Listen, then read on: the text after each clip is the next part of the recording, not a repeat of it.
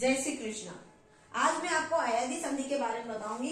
अयादी संधि का नियम याद करने का बिल्कुल सरल तरीका क्या है, ए आई ओ औ। बस आप इतना सा याद कर लीजिए, आपको नियम याद हो जाएगा। कैसे?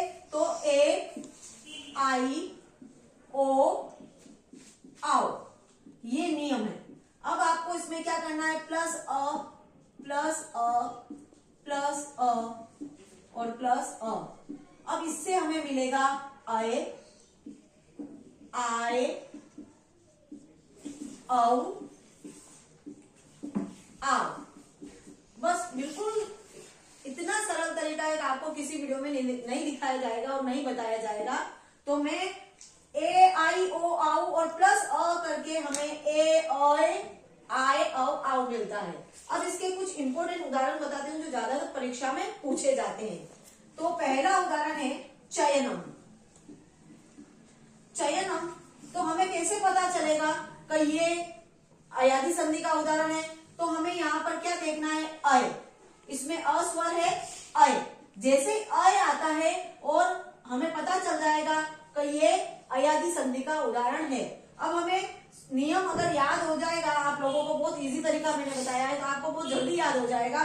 तो उसी समय याद आ जाएगा ए अय होता है क्योंकि ए आई ओ औ से शुरू हो रहा है। तो जैसे अय आया और हमने नियम देखा तो च में हमने ए लगा दिया। प्लस मैंने हर बार बताती हूँ कि जो यह शब्द होता है वो आगे विच्छेद में नहीं जाता है। इसके अंदर जो स्वर छिपा हुआ है व्यंजन के अंदर वो ही आगे हम विच्छेद में लगाएंगे। तो यहाँ पर हम हो जाएगा अनम। ए और अ मिलकर के हमें अय प्राप्त हो जाता है। पवन का उदाहरण लेते हैं हम। पवन, ये एक उदाहरण अने का एक उदाहरण हम अव का लेते हैं तो पवन। अब जैसे इसमें भी अव है तो ये अव है तो ओ प्लस अ बन करके अ बनता है। तो हम प में ओ की मात्रा लगाएंगे तो पो प्लस अन। इस प्रकार हमें पवन मिल जाएगा। उसी प्रकार ए आई प्लस अ मिलकर आई बनता है तो गायक। अब आय ये यहां से पता चलता है कि ये अयादी संधि है। नाम से पता चलता अयादी तो आय अय अव, इस समय ऐसे उच्चारण से पता चल जाएगा। तो इसमें ये नियम लगा है आय का, तो ग में हम आई की मात्रा लगाएंगे और य के अंदर अ स्वर छिपा हुआ है तो अकह।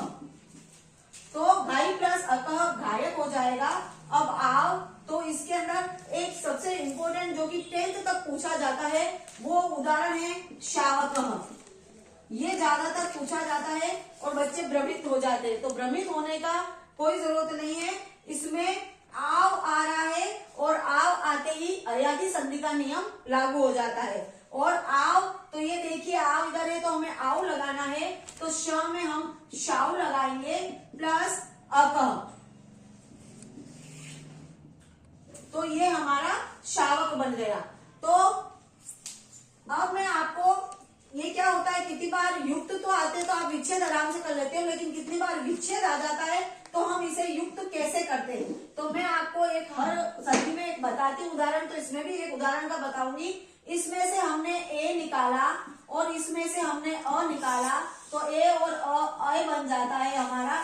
जैसे ही अय बनता है और जब हम इसको युक्त करेंगे तो हम क्या करेंगे, इसमें से हमने च में से ए निकाल दिया तो बिना स्वर के व्यंजन हमेशा आधा होता है। तो हमने च लिखा लेकिन आधा लिखा क्योंकि हमने इसमें से स्वर निकाल दिया। तो ये स्वर निकालने के बाद ही हमें अय प्राप्त हुआ। और मैं एक बात और बताती हूँ कि जो हमें प्राप्त होता है वो विच्छेद के पहले वाले व्यंजन में लगता है। तो ये जो च है तो अब अ इसके अंदर कैसे जाएगा, तो हम इसके अंदर से हलन हटा देंगे तो च के अंदर अ चला गया। अब हमारे पास यह बचा और ये अ हमने यहाँ पर उतार दिया था तो हमारे पास नम बचा था। तो इस प्रकार युक्त होकर हमें चयनम शब्द प्राप्त होगा। इसी प्रकार ये सारे विच्छेद आएंगे तो आपको इसी प्रकार युक्त करने। यदि मेरा वीडियो आपको पसंद आया तो आप लाइक और सब्सक्राइब जरूर कीजिए।